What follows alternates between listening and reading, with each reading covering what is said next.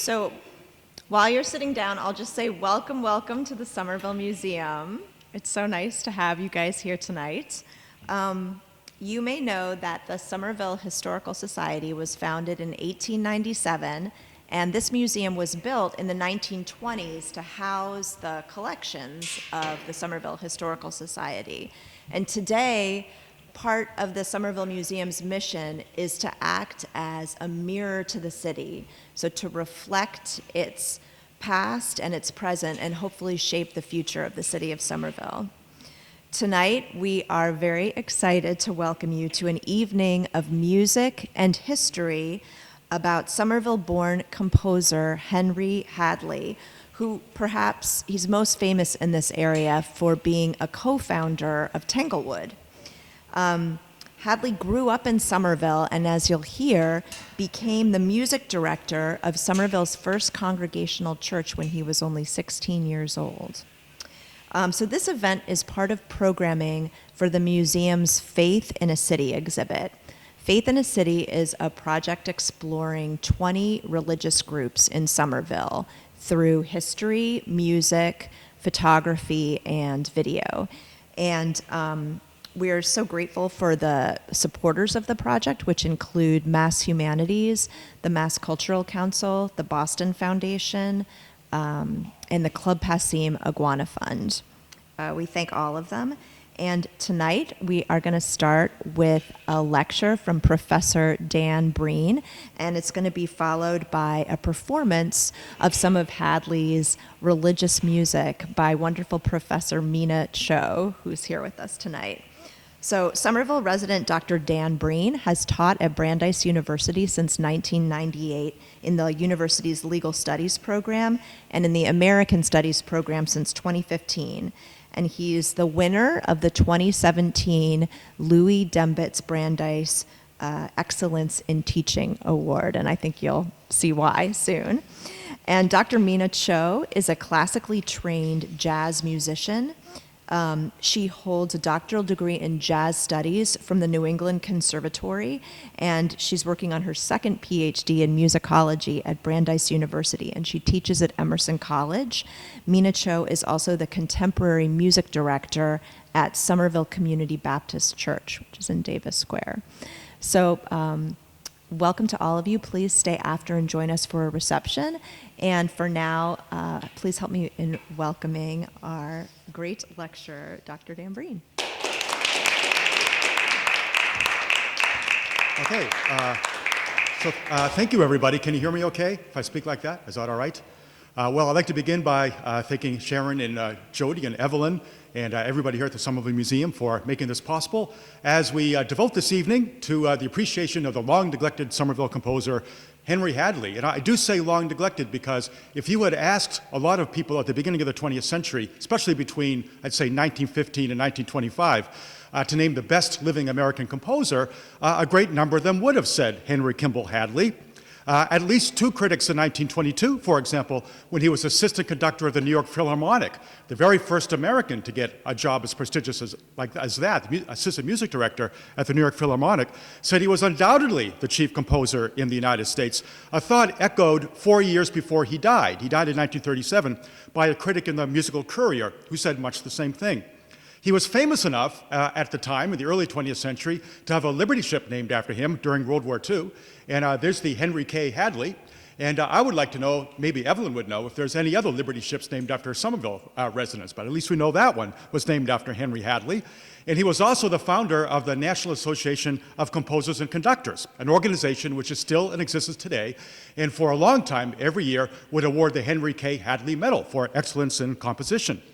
He was highly thought of by Victor Herbert, John Philip Sousa, and also Walter Damrosch, and I think that's significant. Walter Damrosch, probably the most prestigious conductor in the United States in the first 20 years of the 20th century, thought highly enough of Hadley to hire him as an assistant music director. And he was also very well regarded by this guy, and that's the famous Irish tenor John McCormick. One of his favorite songs, as a matter of fact, was a composition by Henry Hadley called Fill a Glass of Golden Wine. And that used to be a very dependable encore of John McCormick when he would perform in the early 20th century around the United States. Henry Hadley conducted all over the world. He conducted all over the United States. He conducted in Buenos Aires. He had a 6-month residency there. He conducted in Tokyo. And he was such a prolific composer that it was said, and there was actually several first-hand accounts to this effect, that he could sit in a social gathering and talk to his friends while composing at the very same time, and probably doing perfectly well at it. But few know of Henry Hadley today. The only piece of music that may be fairly well known, at least among aficionados of 20th century popular music of the United States, is a song called October Twilight. So I don't know if you've ever heard of the song October Twilight, but it was a fairly popular song in the 1940s after Hadley died, with lyrics by Guy Wood. Became a hit, but he wasn't there to see it. So if anybody is going to remedy the sad situation of the neglect of Henry K. Hadley, it should be us, Somerville residents. This is maybe his time. And I've got an idea about Henry Hadley and the way we can bring him to popular consciousness. I'll share that with you a little bit later. But he was very much Somerville's own, a homegrown composer. He was born right here in 1871, not right here, but he was born in 66 Myrtle Street in East Somerville, a house that's still there in 1871. And at that time in Somerville, there were only 14,000 people in the city. There were less than 20 houses on Highland Avenue between Central Street and Davis Square at the time. And just about where we are, a little bit that way, by Cambria Street, was a little pond, and there was a vineyard behind what is now the museum. It was a very different place. But East Somerville was a bit more built up, and that's where the Hadley family lived. So as I said, he was born at 66 Myrtle Street, right around the corner from the red brick First Congregational Church on Franklin Street, where his mother fulfilled the position of church organist and where Hadley very often went to services. And if you walk the other way down Pearl Street, Franklin Street's that way from Myrtle, Pearl Street is that way from Myrtle, you would get to the home of the grandparents of Henry Hadley on his mother's side at the corner of Pearl and Florence, and that is where Symphony Park is now, our own memory, our own memoriam to Henry Hadley, and there it is. All his life, growing up at 66 Myrtle Street, going back and forth from the church to his grandparents' house by Florence and Pearl, he was surrounded by music, immersed in music. Music was always being played by somebody in the house. Everybody in his family played something. Many of them played whatever they played very well. And his grandfather, S. Henry Hadley, was a music teacher in the Somerville schools. That Hadley family moved here in 1853. And even more importantly, Henry Hadley's father, S. Henry Hadley II, was music director in the Somerville Public Schools. And that's Henry Hadley Sr., S. Henry Hadley, Henry Hadley's father. For over 40 years, he was music director in the Somerville Public Schools. And his proudest moment, I think, probably came in 1903 when he conducted a chorus of 600 Somerville school students in a special performance of Haydn's Creation Oratorio in Symphony Hall. And it was so popular around here, it was said that apparently half the city made the trip down to Huntington Avenue to see that performance at Symphony Hall, of course, clogging the streetcars all the way from Winter Hill down to Huntington Avenue, a moment very much to be remembered, and also memorable to the family, not just because S. Henry Hadley's father was the conductor and the organizer, but also because Henry's brother Arthur played the cello during the performance, and he would later be a virtuoso cellist, and he played cello for many years with the Boston Symphony. So when Hadley Sr. wasn't teaching music in the schools during Henry Hadley's youth, he was leading amateur groups in Gilbert and Sullivan productions around Somerville, giving music lessons at home, and accompanying Hadley's mother on the piano during services at the Franklin Street Church, the First Congregational Church, now, of course, on College Avenue. So Henry Hadley was always amongst music, never without music, and he showed high promise on the violin from a very early age. While he was attending what is now the Cumming School on Prescott Street, he would often annoy his teachers by writing little musical scores on his math in his English books. He just couldn't resist thinking about music, composing music, even though he was barely 10 when he started doing that. He was composing long before his parents gave him any instruction in composition. He seems to have come naturally to it, and certainly being immersed in music all the time would have helped. At the age of 12, he was writing pretty good waltzes, at least in the opinion of those around him. He was helping his father give music lessons by the time he was 14. And at 17, he was conducting his own orchestra, made up of friends at Somerville High School. And he'd actually written a one-act operetta by the time he was 17 that they put on at Somerville High School called Happy Jack, long before Peter Townsend got the idea. Henry K. Hadley had the idea for a work called Happy Jack. Now, at that point, still in high school, he was also serving as music director. As Sharon said, he was only 16 at the First Church. And by this time, he was clearly bent on a career as a composer. In his mind, there was no doubt about it, even though he wasn't out of high school yet. And in fact, he wasn't even 17 when he gave a concert consisting only of his own works at the First Church, even before he graduated from high school. Pretty precocious. But the question is, how could he have followed through on these dreams as successfully as he had? Now, it's one thing to be immersed in music, and it's another thing to have some native talent, but that's often not enough. You need a little bit of luck, and you need good instruction. And I would argue that Hadley's success as a composer and a conductor had a lot to do with geographical luck, because just when he was becoming a teenager and studying at Somerville High School, the city of Boston, home to the country's best musical symphony orchestra and the country's first permanent department of music in a university at Harvard University, was emerging as the home of the first genuine community of serious orchestral composers in the United States. And they would come to be known by various names. Sometimes you hear them called the Boston Group, sometimes the Boston Academics, sometimes they're called the Boston Academicians. But whatever you call them, we know who was in the lineup. These were Bostonians composing music and talking with each other a lot about their ideas about musical composition. They included Amy Beach, John Knowles Payne, who was teaching music at Harvard. That's why we have Payne Hall at Harvard. It's named after him. Edward McDowell, who didn't grow up in Boston but spent a lot of time here. And most importantly for us, this guy right here. So that's George W. Chadwick right there on the screen. And Chadwick, McDowell, and the others, including Payne, they like to hang around as a group and talk about music at the Tavern Club on Boylston Street, which is still there. Amy Beach was a woman. She wasn't allowed at the Tavern Club, but Henry Chadwick said, oh, she's one of the boys anyway. Not enough to get her invitation to the Tavern Club, but at least that's the way he thought about her compositions. And Chadwick was probably the chief of this little group, and so the Hadleys, Mr. and Mrs. Hadley, decided to hire Chadwick as a teacher for young Henry Hadley. After all, they were just 45 minutes away by streetcar down Broadway into downtown Boston from where Chadwick was teaching. And the composition lesson started when Hadley was still in high school and continued right after he graduated. Probably the single biggest influence on his life as a composer was George Chadwick. And here's why, because Chadwick, like his friends at the Tavern Club, was very much a product of the traditional classical romantic idiom of Germanic music, from Beethoven to Wagner especially. And his compositions did not stray very far from that. That's the music he liked, that's the music he aspired to, that's the music he tried to compose on his own, and that's the message and the style he tried to communicate to his students, especially Henry Hadley. What he wanted to do was simply assimilate that tradition and incorporate it into the American context. He didn't want to extend it, he didn't want to alter it, he wasn't much of an innovator. He liked this tradition and he hoped, in his own way perhaps, to elaborate on it, but not too far from the roots that he liked, that he was accustomed to.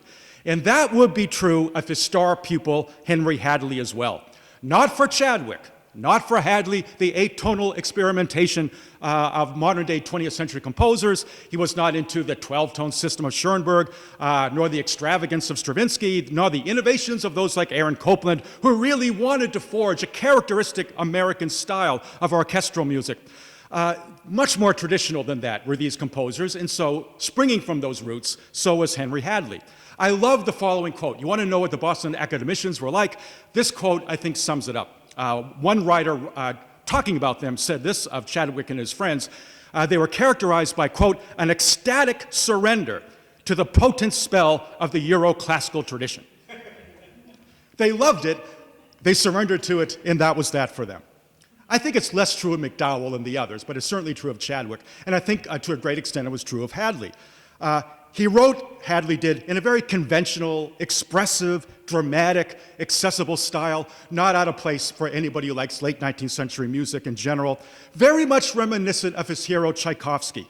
While later in life, Hadley was studying in Vienna, he wrote about the most moving musical experience of his entire life, and that was hearing the Pathétique Symphony, the Sixth Symphony of Tchaikovsky. He felt overwhelmed by it.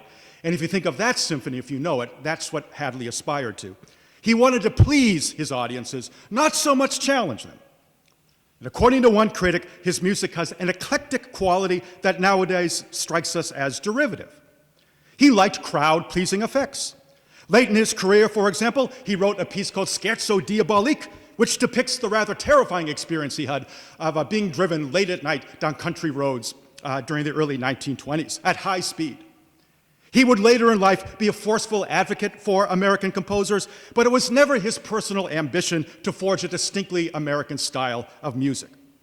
And that may be why neither Chadwick's music or Hadley's music has fared particularly well in our memory. It's not remembered much. It wasn't that it wasn't good, and it wasn't that it wasn't enjoyable. No less an authority than Richard Strauss, for example, said that Henry Hadley was the only American composer who really understood the orchestra. These were talented composers, certainly Henry Hadley was. It's just that the music wasn't new, it wasn't highly thought of by critics by the late 20s and early 30s especially. So if you want the average critical judgment of Hadley and Chadwick and people like them, listen to the great critic Virgil Thompson from the middle of the 20th century. And this is what he had to say about these composers. These early great men are merely ancestors. For all their charm, all their competence, they're just a pale model, a pale copy of European models. Their thin perfume is of another time and place than 20th century America. Their thin perfume. Now, one small anecdote I found might provide you a glimpse into Chadwick's influence on Henry Hadley. As a teenager taking these lessons in downtown Boston, Chadwick gave Hadley the assignment of writing a song to a text by Swinburne. So Hadley went home, he's back at Myrtle Street, he came up with a text in the song, and he brought it back to Chadwick. And Hadley told Chadwick, I think this is quite interesting, and you'll see why. It went in an unconventional way between minor and major keys. So again, Hadley says to Chadwick, I think this is pretty interesting. So Chadwick gave it a listen, and here's what Chadwick said to Hadley. It may be that you would think it interesting to see a man in a green necktie, but a green necktie is still in very bad taste. And there you go. If Hadley was ever going to be a big innovator, probably not after that. The green necktie comment. But as I'll point out later, and I hope some of the music you hear tonight will confirm this, this should not make us turn a deaf ear to Hadley. Based upon his own lights, based upon his own premises, and without the particular critical judgment of a certain time of real innovation in 20th century music, Hadley can be listened to with great enjoyment and appreciation and benefit today, 100 years after he was at his height as a composer during the early 1920s. So I want to give you a few reasons why we should really care about Hadley today.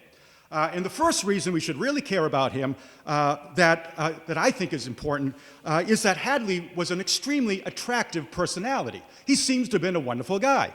And he was also pretty good looking. There he is.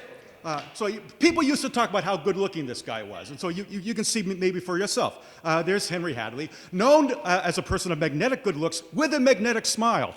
You can't really see it there, but he was said to have had a magnetic smile. Movie star good looks. They always talk about his movie star good looks.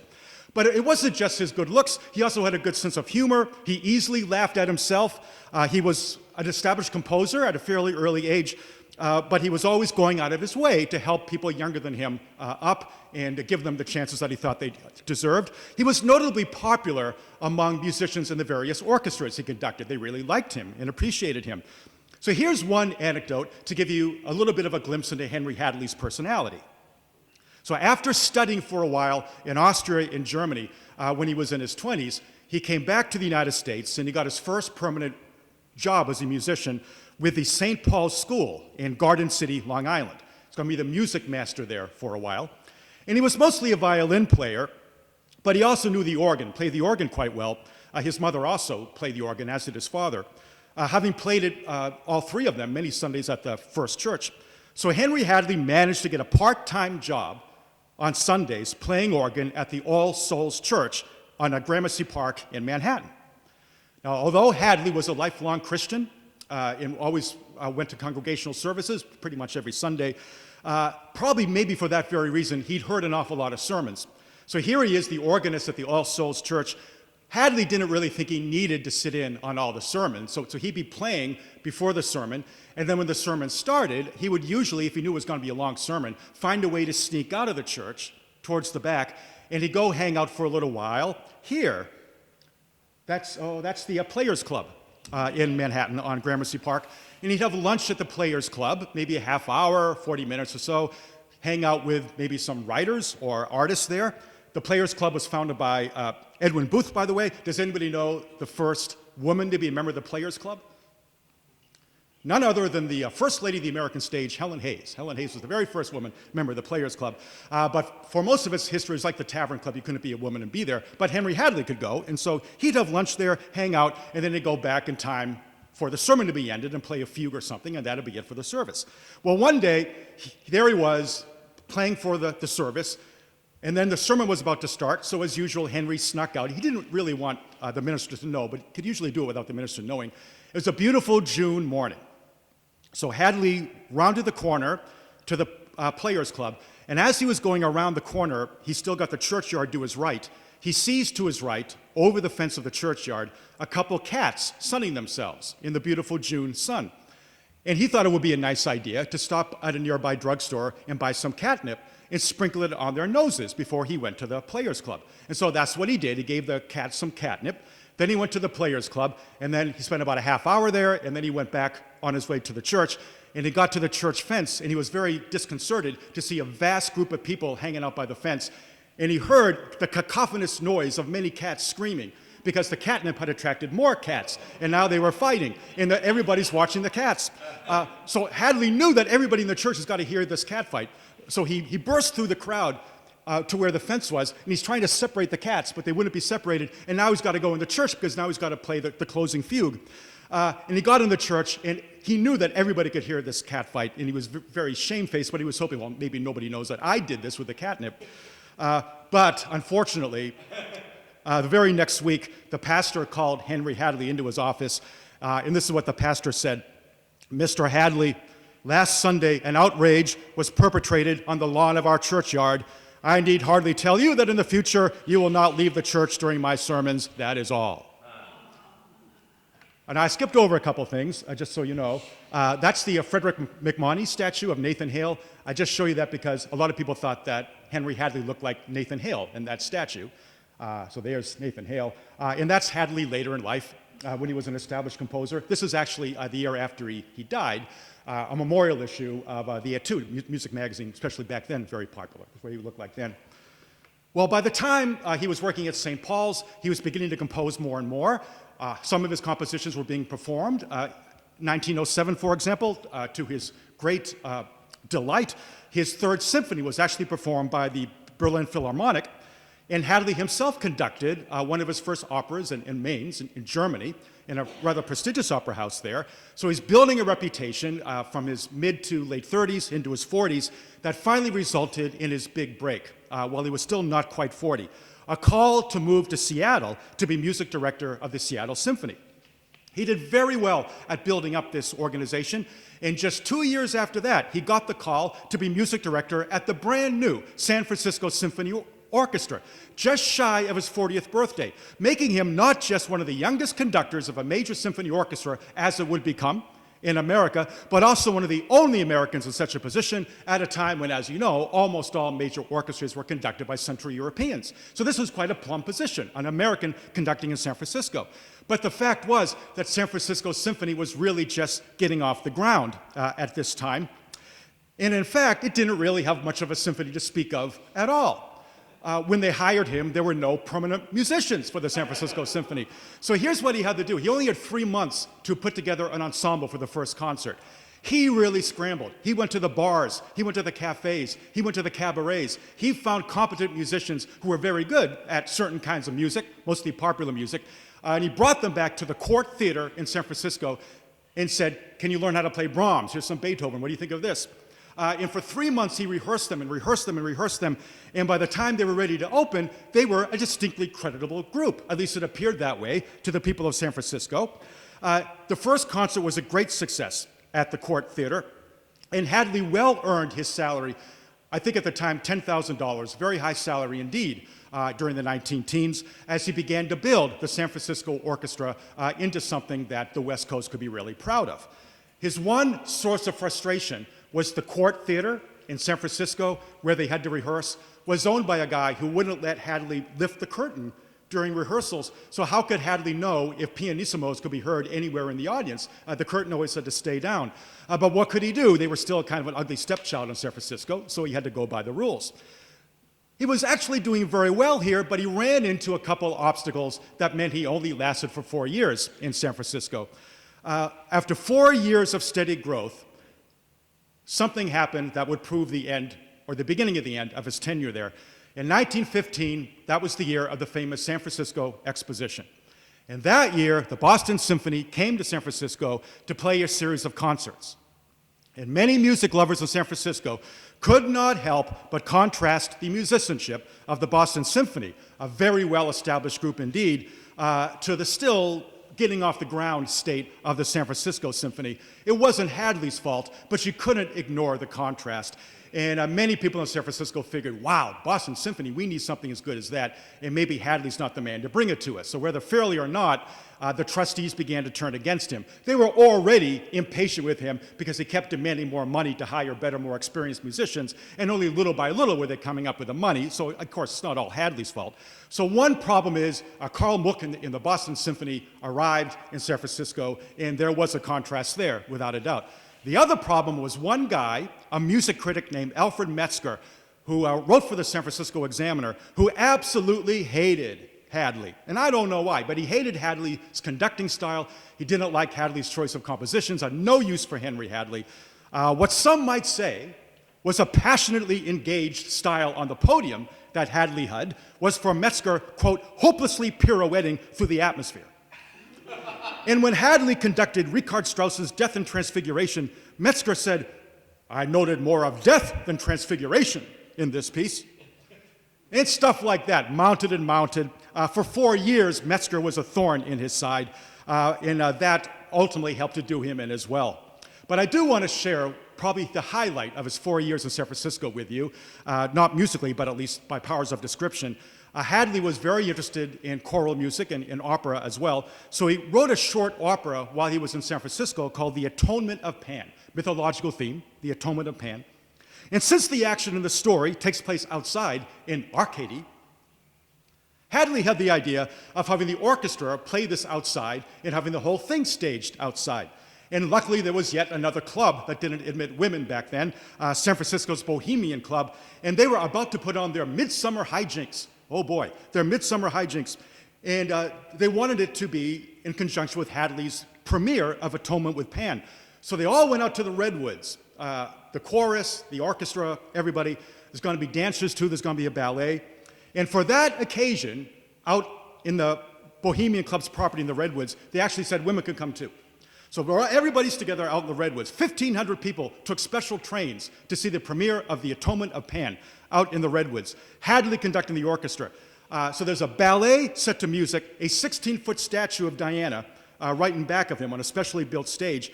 And while Hadley was conducting, he was also controlling the lighting of this whole production with 5 buttons on his podium because there were several different choruses. And every time one chorus would sing, you have to press the button to illuminate them, then the right button to illuminate them, then the other button to illuminate them when they're about to sing. And then there was a special place where a bunch of guys were going to set a bonfire, so you had to put a button on to illuminate them. And also, he'd have to press the right buttons to make sure that Diana would light up when Diana had to light up. All in all, a truly fantastic evening of music. And somehow he held it all together, pressed all the right buttons that he had to. Great success. Metzger didn't like it, but everybody else seemed to. So 4 years at San Francisco, and finally the time came for him to leave. And that was right after the 1915 World Exposition. But that brings me to the second reason to like Hadley, and that is for all his stylistic conservatism. He was a showman in a very modern sense. Think about that Atonement of Pan production. He really wanted people to listen to and enjoy and be exposed to serious music. For it was Hadley who started the tradition of special concerts for school children that is still a treasured part of San Francisco life today, carried on by the great Michael Tilson Thomas. And Michael Tilson Thomas is the second American to conduct the San Francisco Symphony on a full-time basis. Henry Hadley was the first. One of his dreams, Henry Hadley, had been to establish a summer music festival somewhere in New York or New England, because he remembered with great fondness from the time when he was in his 20s, going to the Salzburg Music Festival in Austria. So after he left San Francisco, became assistant music director at the New York Philharmonic, he began to look into this seriously. Where could we establish a permanent summer music festival for the United States? And he could never quite put it together until he found the woman who could help him. And the woman who could help him was a very wealthy music lover named Gertrude Robinson Smith. She happened to live in the Berkshires, and she was good friends with Edith Wharton, and she happened to be a pretty good baseball pitcher, too. She was a lot of different things. And she and Hadley soon got along, and they decided to put her wealth and his expertise and hard work together to found a music festival. Hence, we got, in 1934, the first summer Berkshire concerts. And it was first the New York Philharmonic that put these concerts on, but eventually they acquired permanent land where Nathaniel Hawthorne wrote Tanglewood Tales, which is how the property got the name Tanglewood, which is how we got the famous Tanglewood Music Festival, one of the ornaments of musical life in America since the 1930s. Not with the New York Philharmonic, but with the Boston Symphony in residence. And it was Hadley who accomplished that with the considerable help of Gertrude Robinson Smith. He didn't live to see this. He lived to see the first Tanglewood concerts from 34 till 37. What he didn't live to see is what happened in 1938 when the Boston Symphony was playing, and all of a sudden the rain came down. They had to stop the concert. And as people were about to leave, Gertrude Robinson Smith leapt upon the stage and started yelling at people and said, "This is why we need a permanent shed. We need covering here. Help me raise money." And right then, a bunch of people ran up to the stage with a bunch of money, and so we got the Koussevitzky shed, which a lot of you have been in out there at Tanglewood. Hadley loved music, and when he married the soprano, Inez Barber, during the 1920s, they moved into a house on 24th Street in Manhattan, and they delighted in hosting musicians for impromptu concerts in their small Italian garden. And we just heard about the Koussevitzky shed. Once they had Serge Koussevitzky over to 24th Street, as well as a number of members of the New York Philharmonic, and the members of the Philharmonic entertained Koussevitzky on little child toy whistles and drums and little toy trumpets. It must have been a lot of fun that Hadley put all that together. He also loved teaching. He taught at Juilliard for a while. One of his star pupils, in fact, was Meredith Willson, who eventually would go on to great fame as the author of The Music Man. Not only that, though, here's the other thing that makes Hadley, to me, a great showman. He's got a claim to be the very first serious American composer to turn his attention to the project of writing film scores. It so happened that while Hadley was still in New York, he lived in 24th Street, as I said, eventually moved up to 67th Street. But while he was still living in Manhattan, Warner Brothers and Western Electric pioneered something called the Vitaphone, a new way to synchronize music with film. So instead of relying on somebody playing a piano at the local movie house to provide a musical accompaniment to whatever people were seeing on the screen in the silent era, now, for the first time, you could show a movie with the music recorded along with the film. And that's what Vitaphone allowed you to do.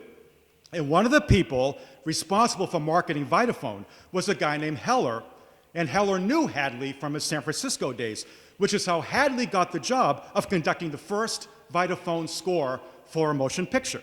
He was conducting the New York Philharmonic, as a matter of fact, to produce the music for Don Juan. Not Hadley's score, but a bunch of different pieces composed by other people, combined by Hadley.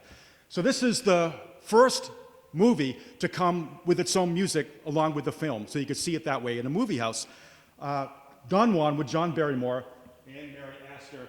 And as I was telling Sharon earlier, this film still holds a very admirable record. The most number of kisses in any movie, 127 kisses occurred here. John Barrymore kissed Mary Astor and Estelle Taylor, a total of 127 times. So if you went to see Don Juan in 1926, right before that movie started, you saw a little preview, and it was Henry Hadley conducting the New York Philharmonic, just to show what Vitaphone could do. And Hadley had a little fun with this, because although Mrs. Hadley, Inez Barber, She knew he was writing, he was going to conduct the Philharmonic. What she didn't know was that on the theater at 40th Street, where they were going to premiere Don Juan, Henry Hadley's name would be up in lights. She didn't know that, so he delighted in taking her in a cab. They got up at 40th Street, he went like this, and Ina's barber almost fell over on the sidewalk. That's you up there in lights. It was quite a great thing, great thrill for her to see it. And if you watch the film today, let's see, it doesn't even say. But Myrna Loy is in there. Myrna Loy is a serving girl in Don Juan, so look out for her. Now, Warner Brothers and the other studios, and this is important to me as a legal historian, they loved this idea of a musical score for movies because it would bolster their argument that films could be an art form. As of the 1920s, the Supreme Court considered films a business, kind of like a circus. It's not really an art. And so they didn't have First Amendment rights. You could censor films all you wanted to on the public level. But if the studios could finally persuade the federal courts that they were an art form, like theater, like drama, they'd have First Amendment rights. And this is one step in that direction. A film score. We're pretty highfalutin. We got an original score. The Supreme Court would finally buy that argument, but not till the 1950s. But maybe the stage was set. So the next year, after Don Juan, Warner Brothers commissioned Hadley to write a completely original score for its upcoming film, When a Man Loves. This film right here, based on the famous story of Menon Lescaut, put to a famous opera by Puccini. Now, this had never happened before. As far back as 1908, there had been original scores distributed on sheet music, though, to be played by local pianists and local movie houses. So there had been original music for films, but they were always on scores, and they were always played live. But this would be the first time an American had written an original score that you could actually see and hear along with the film via Vitaphone, as the movie proceeded before your eyes. Hadley took the job because he thought that film scores would be a wonderful way to get people to listen to good music. And he loved writing this score to When a Man Loves. He said it was great fun to find new ways to use music to accentuate the mood of whatever was going on the screen. And what he would do is he'd have the movie going before him, have a little stopwatch, and as soon as the mood changed, he'd put the stopwatch down. Now he knew, okay, I got 13 seconds to write of this kind of thing. Then he'd go on to something else, and I got a minute to write of something else. And that's how he went about it, with a stopwatch. He wrote a wonderful, lively piece of music that you could listen to where the credits rolled at the beginning, called Menon's Minuet, sort of like an overture. And when the film actually began, different characters had different themes. There was a storm music scene, a theme for a fight on a pirate ship, another different kind of music for love scenes, just as you'd expect. Hadley even had some singing in the score, the very first time Vitaphone ever featured singing. And the score was a great success. John Barrymore again. With the New York Times reporting that some people at the premiere of When a Man Loves thought there had to be an orchestra in the pit. A great deal for Warner Brothers. They paid Hadley $5,000 to write that score. They would have to pay a lot more if the score was going to be a pastiche of already existing music, because paying one guy $5,000 was better than paying a bunch of copyright holders whatever they were going to charge for many different snippets of different pieces of music. So it made sense from any perspective that you could think of. All in all, and I'm quoting Hannah Lewis here, a musicologist, modern musicologist, Hadley may well be thought of as conservative in terms of his musical style, but in terms of media, how music is presented, how people hear it, maybe Hadley should be thought of as a bit of a progressive. And I think she's right about that. And while we were on the topic of Hadley's unconventional qualities, I cannot resist telling the story of Izora, with an I, an opera Hadley wrote and wanted the Metropolitan Opera to perform. He'd had some success with the Metropolitan, so he wrote this opera, Izora. He handed it over to the Metropolitan Opera in the 20s, and they said, this is great, of course we'll perform it. And 6 months go by, he doesn't hear anything. A year goes by, he doesn't hear anything. So he goes down to the Metropolitan Opera, says, what's going on? And it turns out that they misplaced the score and never thought to contact Hadley. Now, Hadley was all fed up about this, so he took Izora, he shopped it around a little bit to other opera companies. Nobody was interested. He was very discouraged because he thought this was a pretty good score. And then he talked to his friend, who was a painter, and the painter said, I know what your problem is. If you want Izora performed, you got to go see my psychic. Now, this painter was having trouble selling paintings, wasn't making any money. So the painter went to this psychic, and the psychic said, oh, all you got to do is shift around a few vowels in your name, you'll sell plenty of paintings. And the painter said, okay. He shifted around a few vowels, began selling paintings. He was doing great. So the painter said to Hadley, you probably just need to shift a few things around and you can sell the opera. Go to the psychic, she'll tell you. So Hadley went to the psychic. Hadley had no belief in psychics, thought this was stupid, but he had nothing else to do, so he went to the psychic. The psychic looked at him and said, I know what the problem is. You're calling it Izora. If you call it Azora with an A, it'll be performed. So Hadley wrote a telegram to his librettist and said, can I change Izora to Azora? Librettist said, I don't care. Of course. So he changed Izora to Azora, sent it off to the Chicago Opera, and they immediately got back to him and said, of course we'll put it on. Put it on right away. It was put on in Argentina later in the same year. Great success. Now finally, as we get close to concluding and hearing music, in keeping with the theme, Faith in a City, and if you haven't seen the exhibition yet, you've still got 3 weeks to see the exhibition. I really commend it to you. It's a wonderful glimpse into our city. It will give you another reason to feel very proud of our city as you walk around. Henry Hadley never got too far away from Somerville. He visited Somerville every year, probably more than once a year during his life, as long as he lived, because his grandparents still lived at Florence and Pearl, and he would still go to see them. And he never got too far away from the First Congregational Church, where his mother had sung and played organ, and where Hadley and his father spent many a fine Sunday. He wrote many hymns. He wrote pieces of incidental music for church services, for use during communion, offertory, and other occasions during the services. And some of his most ambitious works are religious works, including Resurgam, which we'll hear a little bit later on, which was dedicated to his music teacher father, S. Henry Hadley. And that work is an oratorio in 4 parts: birth, life, death, rebirth.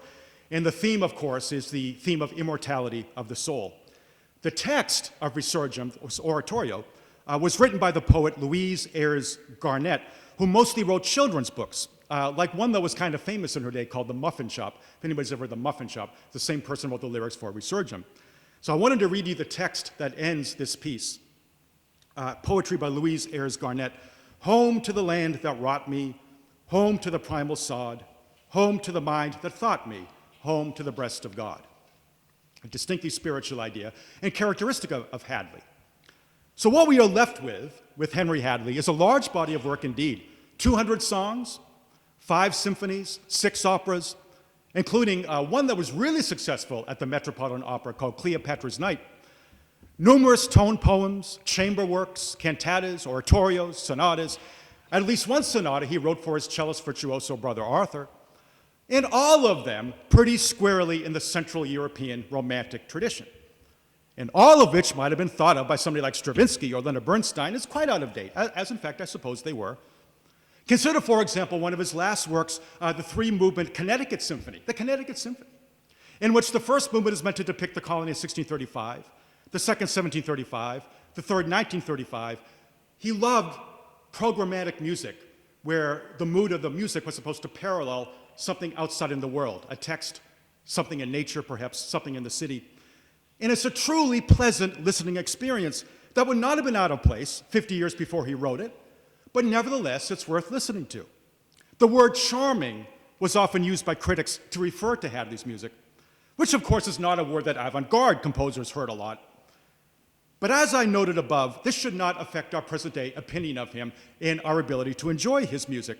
I think what a very recent commentator said about Henry Chadwick, Hadley's great teacher, who eventually ran the New England Conservatory, as a matter of fact, said about Chadwick, I think applies to Hadley as well. Now, Chadwick wrote a really famous overture that was performed widely in the late 19th century called the Rip Van Winkle Orchestra, based, this may have occurred to you, on Rip Van Winkle. And it's a dramatic and jovial work based on the Irving story. And during the 1890s, you used to hear it pretty often. It's fun, really fun work, interesting. Hardly anybody listens to it today. Who listens to Chadwick today? But according to Sudha Bose, managing editor of the American Scholar, this is unfair. We should not let the understandable critical judgment of American critics during the 20s and 30s, at a time of distinct American musical innovation, blind us to the real merits of this music, ignored at a time of change, but perhaps welcome to us, maybe now with a broader view, looking back further into the past. So here's what Bose wrote about the Rip Van Winkle Orchestra. If some musicologist found this in the dusty archives of some library and proclaimed it to be a long-lost work by Dvorak, the musical world would hail it as the find of the century. And I kind of think that may be true of our own Henry Hadley, too. Instead of hearing him through the ears of a time of changing tastes, we should pay them the respect of listening to them on their own terms for their own melodic merits. Or to quote the modern critic Rob Barnett, Hadley, after all, is an imaginative writer with a predilection for sumptuous romantic music. Particularly true of his tone poems, I commend you something called The Ocean, which you can hear on Naxos and YouTube, if you want a good sample of some of the best of Hadley's work. That work was performed by the Seattle Symphony in 2003 to commemorate Hadley's service in helping to build up the orchestra 100 years before. And I think another work that's ready for new appreciation is his Fourth Symphony. I was playing a little of it as some of you were walking in which every movement is based upon one part of the compass, north, south, east, and west. Now, something of the way Hadley's contemporaries would have heard that work, especially those maybe of traditional taste themselves, is conveyed by a reviewer in Baltimore who praised its clarity of structure, its warmth of melodic expression. And I think we can hear that again today. And another summed up his music by praising its freedom from morbidness and dissonances. There's nothing wrong with morbidness and dissonance, but there's nothing wrong with the other kind of music too. Why not give it a chance? Why not enjoy its traditional, enjoyable character? And, in my opinion, the perfect chance to enjoy it will be next year when we dedicate the new Somerville High School. Why not put on a Hadley Fest? He went to Somerville High School.